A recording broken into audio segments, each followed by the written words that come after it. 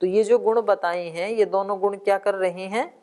व्यावृत्ति, दोनों प्रकार के जो गुण हैं ये व्यावृत्त कर रहे हैं दो पदार्थों को, प्रकृति को और जीव को। एवं अत्र प्रकृति जीवस्य च व्यावृत्ति ही स्पष्टते। तो ऊपर वाले जो गुण हैं इनसे प्रकृति और जीव की व्यावृत्ति स्पष्ट ही दिखाई देती है।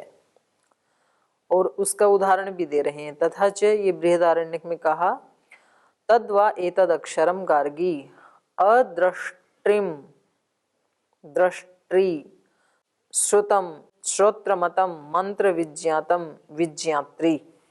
और इसी को ही वहां बृहदारण्यक में कहा अदृष्टम, दिखता तो नहीं है वो, लेकिन दृष्टि, दृष्टा है, लेकिन माने हम उसको नहीं देख सकते लेकिन वो हम सबको देख रहा है। अदृष्टम, दिखता नहीं है, उसको कोई देख नहीं सकता है इन चक्षुओं से, लेकिन वो स्वयं क्या है? दृष्टि, वो देखता है हम सबको। और श्रुतम, अश्रुतम आएगा ये, है ना, उसको हम सुन नहीं सकते हैं लेकिन वो हम सबको सुनता है, श्रोत्रमतम। मंत्र विज्ञातम विज्ञात्री, हम उसको जान नहीं सकते हैं मंत्र आदि से, लेकिन वो हम सब का विज्ञात्री, विज्ञाता विशेष रूप से जानता है, हम उसको नहीं जान सकते। तो जो केनोपनिषद में आया ना, वैसा ही वर्णन है ये। हम उसको नहीं देख सकते लेकिन वो हमें देख सकता है, हम उसको नहीं सुन सकते, वो हम सबको सुनता है, हम उसको नहीं जान सकते, वो हम सबको जानता है।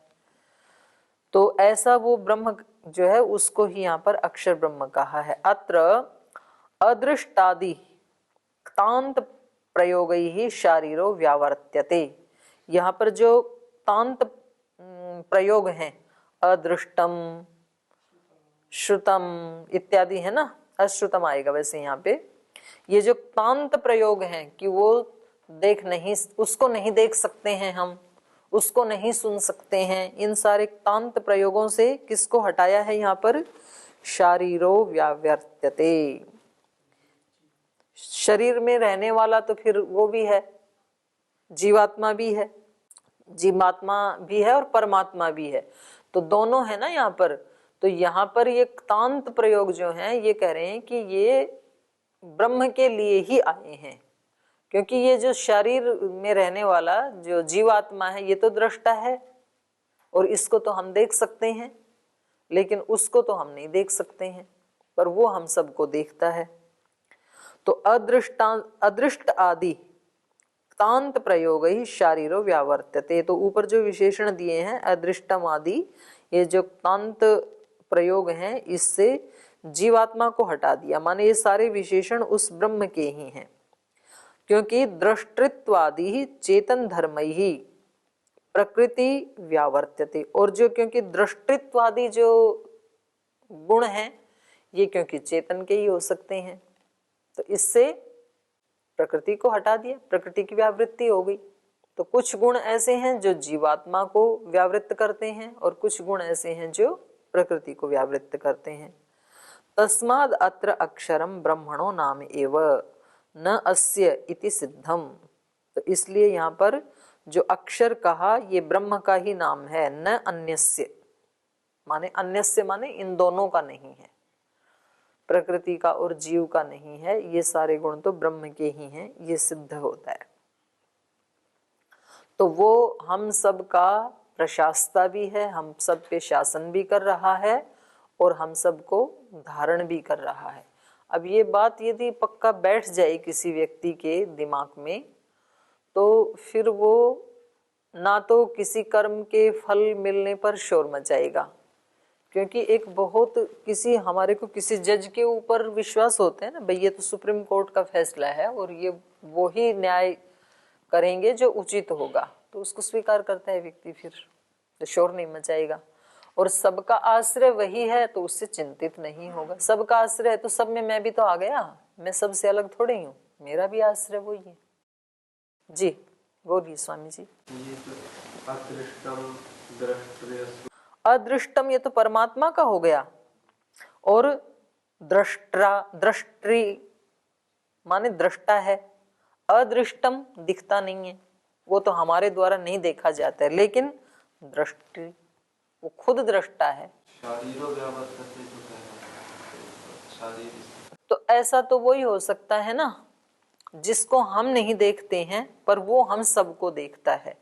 तो इसमें एक गुण तो शरीर वाले में मिल जाएगा, वो भी अदृष्टम है, उसको भी नहीं देख सकते, पर वो सबको नहीं देख सकता है, लोकांतरों को, सब जीवों के कर्मों को, उनके फलों को वो नहीं देख सकता है, तो इसलिए वो व्यावृत्त हो गया। अदृष्ट तो दोनों ही है, जीव तो साक्षात्कार में देख सकते हैं, ऐसे तो परमात्मा को भी देखते ही हैं। यहाँ पर स्थूल रूप से हो रहा है अदृष्टम जो कथन है, स्थूल रूप से दोनों को ही नहीं देख सकते हैं, पर ये जो दूसरा विशेषण है दृष्टा, वो सबका दृष्टा है, तो जीव सबका दृष्टा नहीं हो सकता है। आगे कहा ईक्षति कर्म व्यपदेशात सह, और कह रहे हैं एक ईक्षति कर्म का व्यपदेश भी अध्यात्म ग्रंथों में देखा जाता है। ईक्षति माने ईक्षण करना, इच्छा करना, तो इस कर्म का व्यपदेश होने से भी सह, अक्षर जो है वो ब्रह्म का ही वाचक है, अक्षर शब्द से ब्रह्म का ही ग्रहण किया जाएगा। ईक्षति कर्म व्यपदेशात, ईक्षण क्रियायाः प्रतिपादनात्, ईक्षण क्रिया का प्रतिपादन होने से सपुरुषो अध्यात्म प्रकरणे परमात्मा मंतव्यः, वहां पर उस पुरुष ने ईक्षण किया, तो कह रहे हैं वो जो पुरुष है अध्यात्म प्रकरणों में, प्रश्नोपनिषद में आया है ना, तो वहां पर परमात्मा मंतव्य, परमात्मा को ही वहां पर मानना चाहिए पुरुष से। यथा जैसे षोडश कलम भरद्वाज पुरुषम वेत्थ, इहैव अंतः शरीरे सौम्य स पुरुषो यस्मिन एताः षोडश कला प्रभवन्ति, ये प्रश्नोपनिषद का है। तो कहा षोडश, हे भरद्वाज, ऋषि को कह रहे हैं, हे भरद्वाज षोडश कलम पुरुषम वेत्थ, इस 16 कलाओं से युक्त पुरुष को जानो। तो अब ये कहने से 16 कलाओं वाला पुरुष तो जीव भी हो सकता है। 16 कला वाला पुरुष किसको माना जाता है? भगवान कृष्ण को माना जाता है। और 14 कलाओं वाला श्री राम को, राम में 2 कलाएं कम थी। तो कला वाला तो इसको भी माना जा सकता है ना, जीव को भी। और यहां पर कह रहे हैं कि ब्रह्म का ही ग्रहण होगा, तो ये कैसे? एक प्रश्न तो आ ही गया ना, वैसे यहां पर तो पूछा नहीं, वैसे मैं पूछ रही हूँ। इहैव अंतः शरीरे सौम्य, और ये विशेषण भी दोनों पे लागू होता है। बोले ये जो 16 कलाओं से युक्त जो चेतन पुरुष है उसको जानो, और उसको जानने को कहीं दूर जाने की जरूरत नहीं है। इहैव अंतः शरीरे, हे सौम्य वो यही है, इस शरीर में ही है। तो बात तो वैसे वास्तव में ना बड़ी वो है, ये आश्चर्य की, यही है इसी शरीर में। और इस शरीर की भी यदि हम बात करें तो नाभि से ऊपर ऊपर, नाभि से नीचे तो है नहीं, तो उसको ढूंढने की जगह कितनी है? नाभि से लेके यहाँ तक। अब इतनी सी दूर को हम आज तक ढूंढ नहीं पाई, उसमें क्या क्या है, उसमें वो परात्पर ब्रह्म है और उसको हम नहीं ढूंढ पा रहे हैं इतनी सी दूर में। और इतने में भी फिर लेस करते जाएं तो हार्ट को, किडनी को, उनको हटाते जाओ तो कितना बचा। और इन सब को ही हटा के कुछ तो यहाँ पर ही हृदय स्थान बताते हैं, तब तो ये इतनी सी ही जगह है, तो इतने से में तो ढूंढना है। लेकिन हम सारे देश देशांतरों की यात्राएं करके 100-200 देशों के बारे में तो पूरा जान लेते हैं, पर अपने इस इतने से इसको जगह को नहीं जान पाई। तो ये करें, हे सौम्य इहैव अंतः शरीरे, वो जो 16 कलाओं से युक्त पुरुष है उसको जानो और वो यही है। तो अब मेरा ये प्रश्न है कि 16 कलाओं से युक्त और इसी शरीर में रहने वाला वो तो जीवात्मा भी हो सकता है ना, क्योंकि श्री राम आदि के बारे में या कृष्ण के बारे में वो इतनी कलाओं से युक्त थे, ऐसे सुना ही है ना हमने। स पुरुषो यस्मिन एता षोडश कला प्रभवन्ति अत्र शरीरांतरवर्तित्वात् जीवो न संदेह्य। स पुरुषः, वो जो पुरुष, यस्मिन एता षोडश कला, जिसमें ये 16 कलाएं हैं, षोडश कला प्रभवन्ति, जिसमें ये 16 कलाएं होती हैं, तो कह रहे हैं इसमें अत्र शरीरांतरवर्तित्वात्, शरीर के अंतर्वर्ती होने से जीवो न संदेह्य, जीव भी हो सकता है ऐसा संदेह नहीं करना चाहिए, माने जीव नहीं होता है।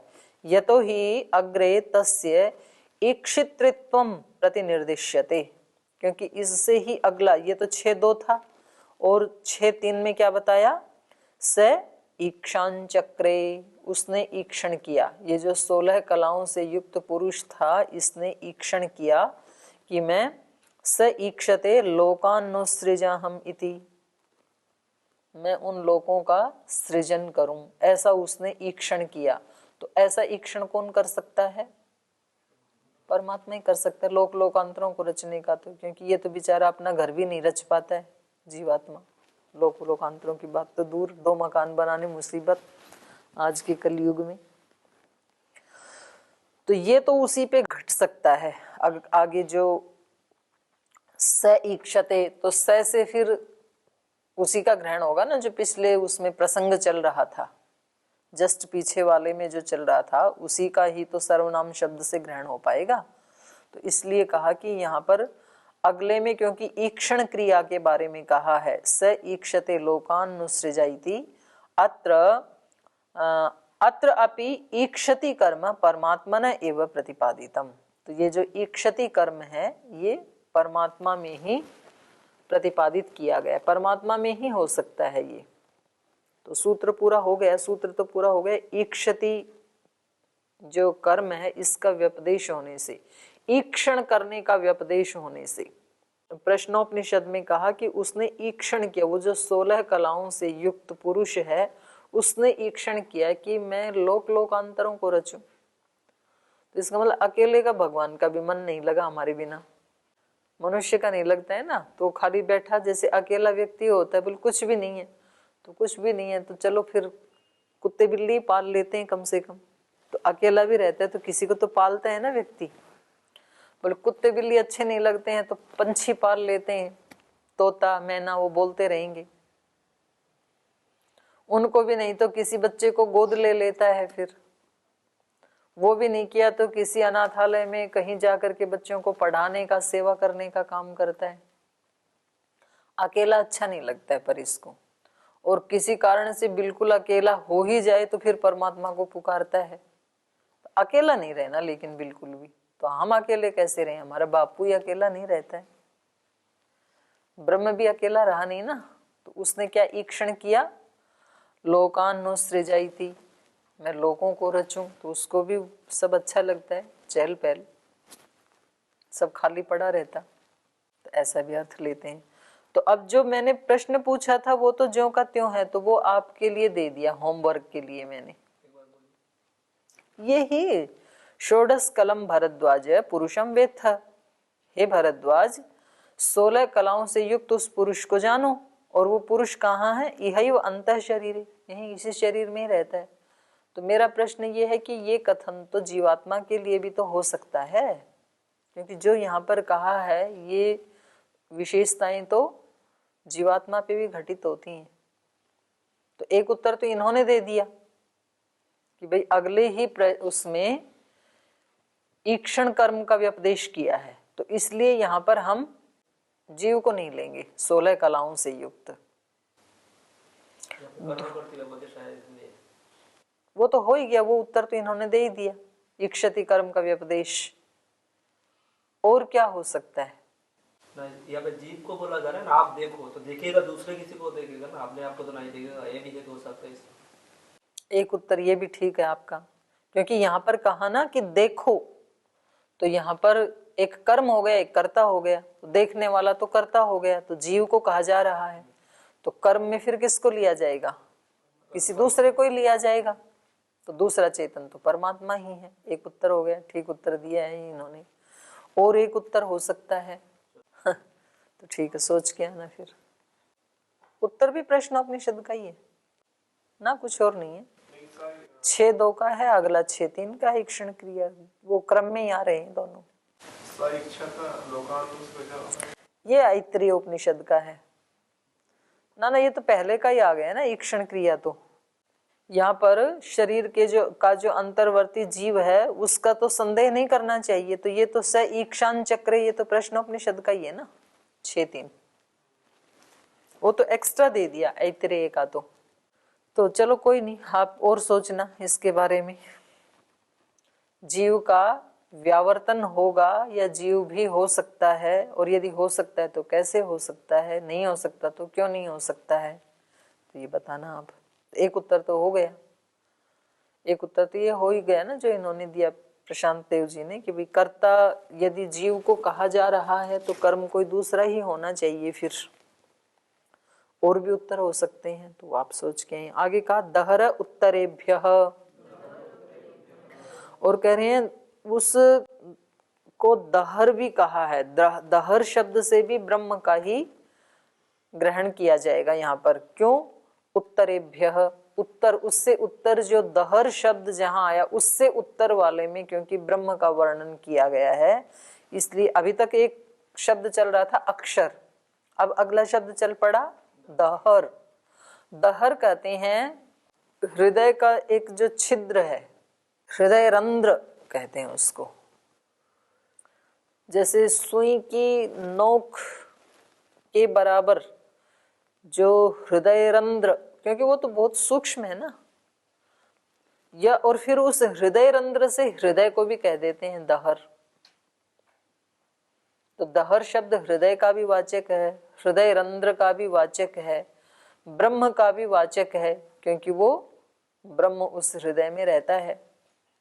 आकाश का भी वाचक है, दहर मतलब आकाश, लेकिन आकाश वो विराट आकाश नहीं, बहुत बारीक, बारीक को कहते हैं दहर। वैसे तो सूक्ष्म, बारीक, बहुत छोटा, और खाली स्थान, खाली भी होना चाहिए जैसे खड्डा टाइप, और वो बारीक भी होना चाहिए, और वो स्पेस भी होना चाहिए, आकाश भी होना चाहिए। तो उसको दहर कहते हैं। दहर उत्तरेभ्य अध्यात्म प्रकरणे यदयम दहर स परमात्मा विज्ञेय। अध्यात्म प्रकरण में जहां जहां दहर शब्द का प्रयोग आता है, देखा जाता है, वहां उस दहर शब्द से परमात्मा को जानना चाहिए। छांदोग्योपनिषद का उदाहरण दे रहे हैं। अथ यदस्मिन् ब्रह्मपुरे दहरम पुंडरीकम वेश्म दहरो अस्मिन् अंतर आकाशः तस्मिन् यद अंतः तद अन्वेष्टव्यम तद्वाव विजिज्ञासितव्यम इति। यदस्मिन् ब्रह्मपुरे, ये जो ब्रह्मपुर है, ब्रह्मपुर का मतलब शरीर, और शरीर में भी जहां ब्रह्म रहता है वो हृदय प्रदेश, पूरा शरीर नहीं। तो ये जो ब्रह्मपुर है इसमें दहरम, ब्रह्मपुर में भी माने हृदय में भी एक हृदय रंध्र है। ब्रह्मपुरे दहरम पुंडरीकम, और उसकी आकृति कैसी है? पुंडरीक जैसी है, कमल जैसी है।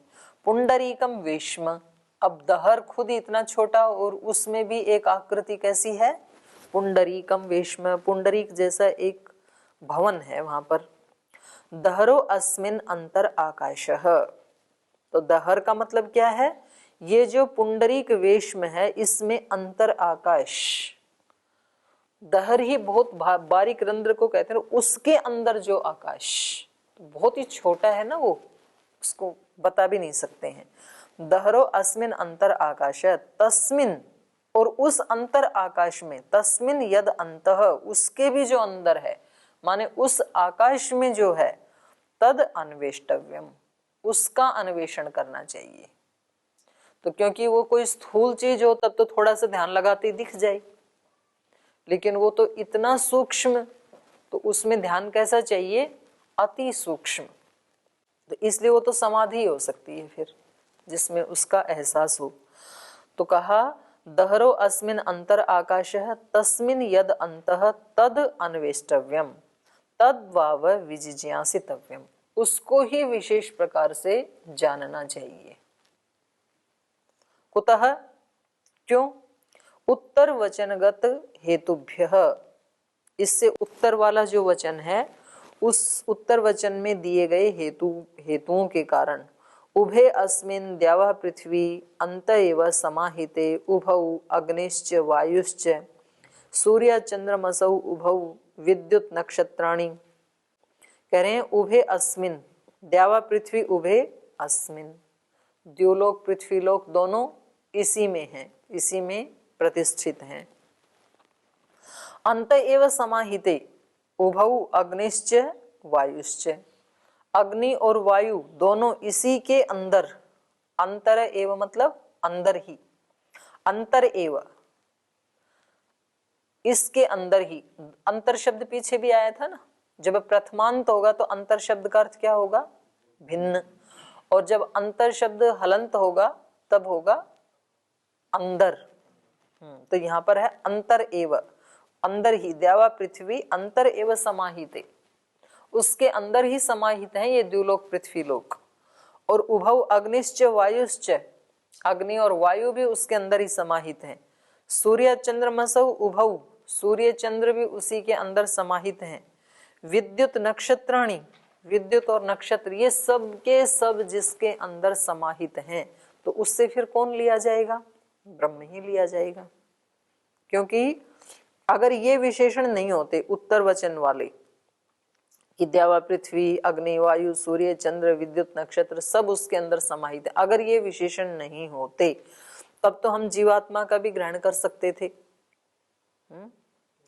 क्योंकि वो भी वहीं रहता है, वो भी अंतर आकाश में ही है, तो उसको खोजना चाहिए, उसको ही जानना चाहिए। तो इतने मात्र वचन से तो जीवात्मा का ग्रहण भी हो सकता था, लेकिन ब्रह्म का ही ग्रहण इसलिए किया जाएगा क्योंकि उत्तर वाला जो वचन है कि जिसमें ये सब प्रतिष्ठित हैं, तो इससे ये पता लग रहा है, क्योंकि ऊपर वाला जो है वो 8-1-1 का है, ये 8-1-3 है, तो उत्तर वाले वचन से पता लग रहा है कि पीछे जो प्रसंग चल रहा है उस दहर शब्द से परमात्मा का ही ग्रहण किया जाएगा। तथा न अस्य जरया एतत् जीर्यति, और कह रहे हैं वैसे ही उससे अगला जो है 8-1-5 में कहा इसको जरा अवस्था जीर्ण नहीं कर सकती है। तो इससे क्या पता लगा? द्यु पृथ्वी अग्नि वायु सूर्य चंद्र नक्षत्राणाम अधिष्ठानत्वात् दहर परमात्मा अस्ति, इन सब का अधिष्ठान होने के कारण, इन सब का आश्रय होने के कारण दहर शब्द से परमात्मा का ही ग्रहण किया जाएगा। और दहर शब्द से परमात्मा का ग्रहण कैसे किया जा सकता है? एक और हेतु दे रहे हैं, गति शब्दाभ्याम तथा ही दृष्टम लिंगम च। कह रहे हैं गति और शब्दाभ्याम, उसमें क्रिया भी है, गति मतलब क्रिया, तो क्रिया के कारण, और शब्दाभ्याम दहर में गति भी है इसके कारण। दूसरा शब्दाभ्याम, ऐसे शब्द प्रमाण से भी पता लगता है कि दहर शब्द परमात्मा का वाचक है। और तथा ही लिंगम दृष्टम च, और वैसे ही उसके लक्षण दिखाई भी देते हैं, देखे भी गए हैं। तथा लिंगम, वैसा ही उसके लक्षण, उसके चिन्ह दृष्टम च देखे जाते हैं। गति क्रिया विधानात् तदवाचक शब्दाच्च दहरो अत्र ब्रह्मात्मा परमात्मा एव अस्ति। गति क्रिया का विधान होने से, अर्थात तदवाचक शब्दात् दहर अत्र ब्रह्मात्मा परमात्मा एव अस्ति। तदवाचक माने गति क्रिया के वाचक शब्दों से, दहर शब्द एक विशेषण हुआ गति शब्दाभ्याम, गति और क्रिया का विधान होने से, गति क्रिया का विधान होने से ये गति से निकला, और तदवाचक शब्दात ये शब्दाभ्याम से निकला। ये अर्थ शब्दाभ्याम का है। सूत्र में 2 हेतु दिए ना, गति शब्दाभ्याम। गति का मतलब गति क्रिया विधानात, गति क्रिया का विधान होने से। शब्दाभ्याम मतलब तदवाचक शब्दाच्च। दहरो अत्र ब्रह्मात्मा परमात्मा एव अस्ति। जैसे तद यथापि हिरण्यनिधिं निहितम् अक्षेत्रज्ञा उपर्युपरि संचरन्तो न विन्देयुः एवं एव इमाः सर्वा प्रजा अहर अहर गच्छन्ति एतं ब्रह्मलोकं न विन्दति अनृतेन हि प्रत्युढाः। तो इसका गति का उदाहरण दे रहे हैं पहले। तद्यथापि कह रहे हैं यद्यपि हिरण्यनिधिं निहितम, अक्षेत्रज्ञ, ये जो हिरण्य निधि है इसको निहितम, क्योंकि ये छिपा हुआ है, अक्षेत्रज्ञ, तो ये जो क्षेत्रज्ञ है इसके द्वारा ये जाना नहीं जाता है।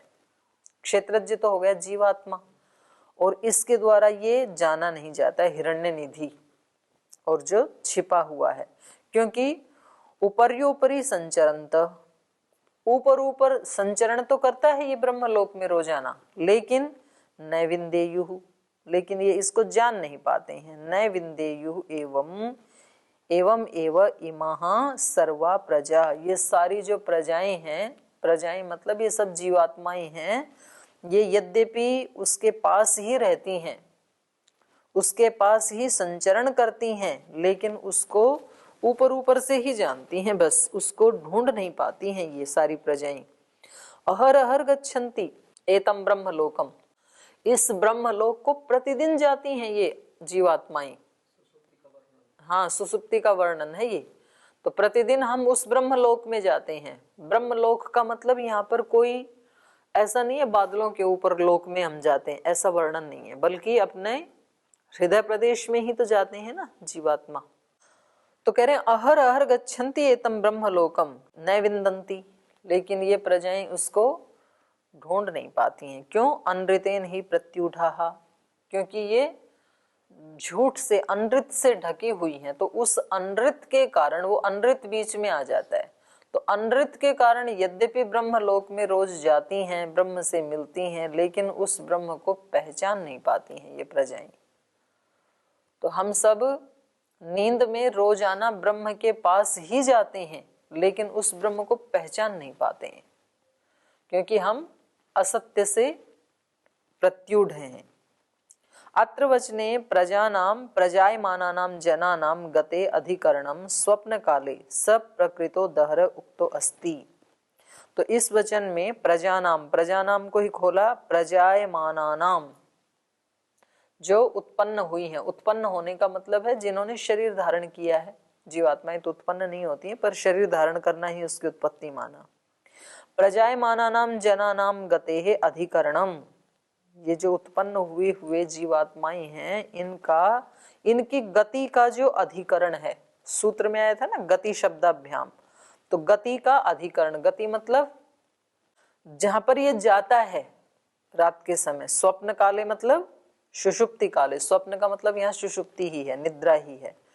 जनानाम गते अधिकरणम, लोगों की गति का जो आश्रय है, स्वप्न काले, स्वप्न काले जनानाम गते अधिकरणम, निद्रा काल में जो इन आत्माओं की गति का आश्रय है। और गति का अर्थ वो भी कर सकते हैं, प्राप्ति अर्थ भी, ज्ञान गमन प्राप्ति, तीन है ना गति के अर्थ, तो उसको प्राप्त होती हैं।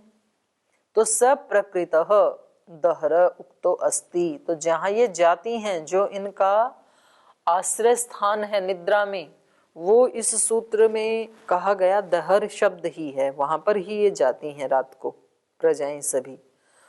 यदि ही दहरो जीव स्यात् तदा कथम जीवानां गतेः अधिकरणम उच्यते। बोले दहर शब्द से यदि यहाँ पर जीवात्मा कहा जाए तो जीवात्मा तो जाती ही है वहां पे, तो उसका अधिकरण कैसे हो सकता है वो, क्योंकि जीवात्माओं का वो अधिकरण है, जीवात्मा उसके पास जाती हैं, तो इसलिए यहाँ पर दहर शब्द से परमात्मा का ही ग्रहण हो पाएगा।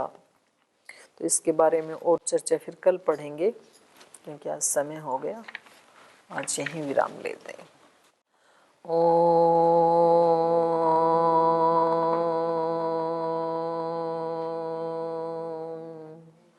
शांति शांति शांति। श्री गुरुभ्यो नमः।